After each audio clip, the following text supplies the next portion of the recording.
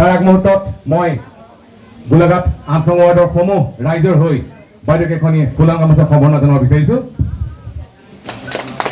আমাৰ ৮ নং ৱাৰ্ডৰ এক চোতাল বৈঠক আমি অনুষ্ঠিত কৰিছিলোঁ আৰু এই চোতাল বৈঠকত প্ৰথমে মই যিসকল আমাৰ দলৰ শুভাকাংক্ষী আজি উপস্থিত আছে সকলোলৈকে মই মোৰ প্ৰণাম জনাইছোঁ, মোৰ শ্ৰদ্ধা জনাইছোঁ, সকলোকে মই তেখেতসকলক সেৱা জনাইছোঁ। সমস্যা তাৎক্ষণিকভাৱে নাইকিয়া হ'ল। এইটো নাইকিয়া কৰিব আগৰ চৰকাৰবিলাকে ইণ্টাৰনেট আছিল, ভাবিছিল ৰাজনৈতিক ভাল হ'ব, ৰাজনীতিৰ সেই গুণটো কিন্তু নৰেন্দ্ৰ মোদী ডাঙৰীয়াৰ মানে গাত আমি দেখিব পাইছোঁ। তেওঁৰ ফ'কাছটো মেইন ফ'কাছটো হৈছে দৰিদ্ৰ জনসাধাৰণ। প্ৰধানমন্ত্ৰী ডাঙৰীয়াই ক'লে যে local for vocal. Local for vocal মানে সৰু সৰু আজি কটেজ ইণ্ডাষ্ট্ৰী কোনোবাই কৰিছোঁ, ক্ষুদ্ৰ উদ্যোগ কৰিছোঁ, সেইটো নহয়। আমি ভাৰতক লৈ পেলাই গৌৰৱ কৰিব লাগে। আমি ভাৰতীয়, আমি এজন ইণ্ডিয়ান হিচাপে আমি নিজে গৌৰৱ কৰোঁ।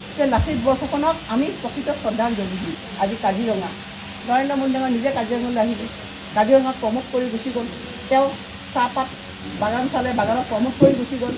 সৰু সৰু কথা, কিন্তু এইবিলাক আমাৰ অন্তৰবিলাক পেৰাচাইটিক যিটো আমি পৰমুখাপক্ষী মানসিকতাটো নাইকিয়া কৰিবৰ কাৰণে চিন্তা কৰা মানুহজনে হৈছে আমাৰ হিমন্ত বিশ্ব শৰ্মা ডাঙৰীয়া। তেনে এজন নেতা আজি অসমীয়া পাইছে, নৰেন্দ্ৰ মোদী ডাঙৰীয়া দিল্লীত পাইছে। আমাৰ হোলঙা পাৰত যি লাচিত বৰফুকনৰ 160 ফুটীয়া যিটো সুউচ্চ প্ৰতিমা বনালে, নিজে গৈ তাৰপৰা দিল্লীত গৈ পেলাই তেওঁ আনি দেখুৱাই দিলে নহয়।